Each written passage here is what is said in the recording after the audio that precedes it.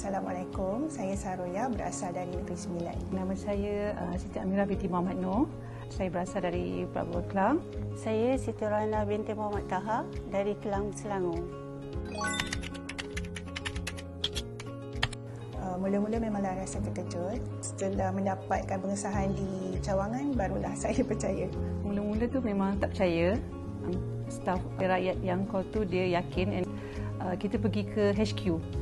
Dia tunjuk alamat kat situ, so masa tu kita dah yakin lah. Pada awalnya saya rasa terperanjat, macam tak percaya.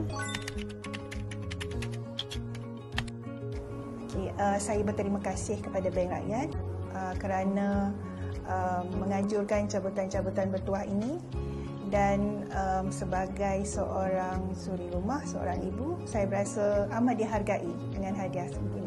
Ingin mengucapkan terima kasih kepada Bank Rakyat yang telah memilih saya sebagai pemenang untuk voucher RM15,000. Pada Bank Rakyat, saya tak sangka menerima voucher RM15,000.